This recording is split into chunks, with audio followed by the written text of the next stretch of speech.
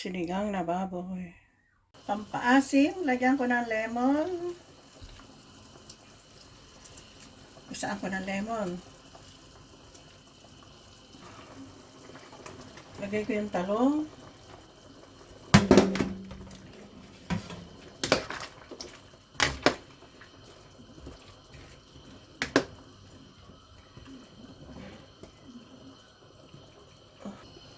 Sitaw.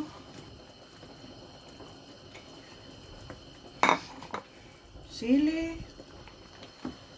Okra at siling malalaki, 3. Siling maliliit, 3.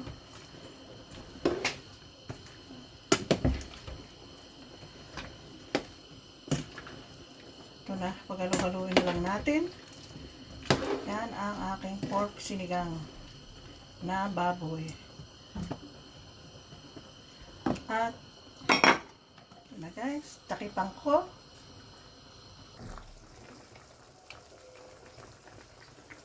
Yan ang sinigang na karning baboy. Yan ang mga lahok na mga gulay.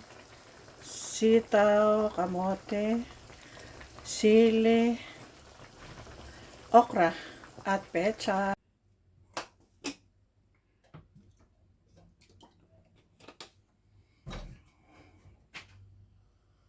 Magsisinigang tayo ng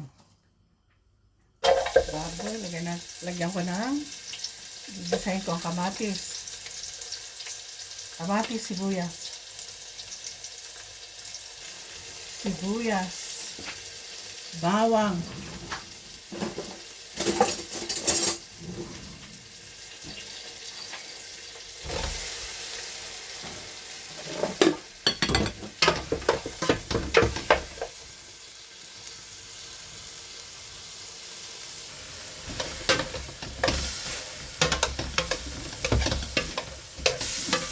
Saingin natin yung kamatis para maglabas ng katas.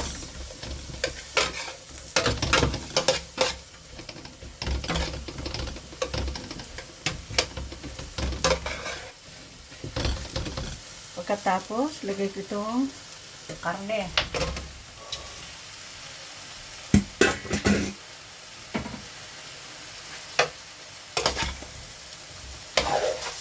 Haluin at lagyan ng pinaghugasan ng bigas.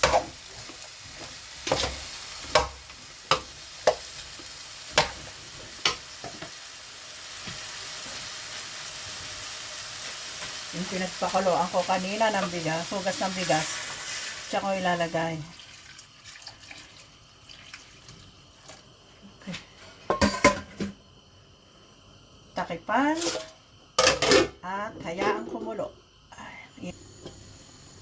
Maglagay ako ng pork cubes.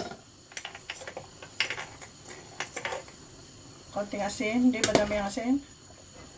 Mahirap umalat o dagdagan, lagyan ng patis.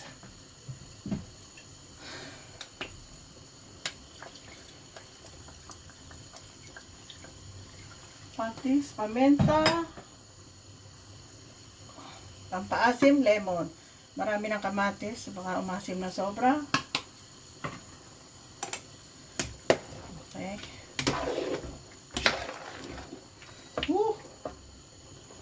At takipan.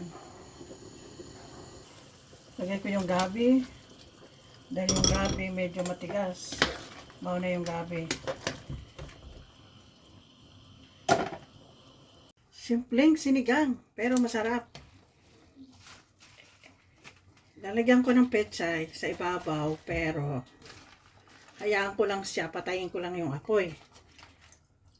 At dahil ito ay maluluto na, yan, hayaan ko lang siyang ganyan.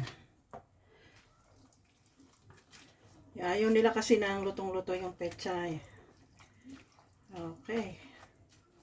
Yan ang luto ng inyong lola na si Ruth.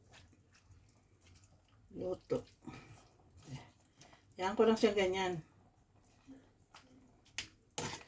Dahil lahat naman luto na. Oh. Luto na siya lahat. Malasa na yan. Ganyan na lang. Sana magustuhan nyo guys.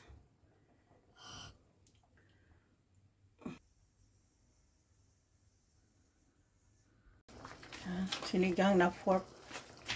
Ito ang sinigang na baboy. Look at, ang sarap naman. Yan na guys. Sana magustuhan nyo. Kain na po tayo.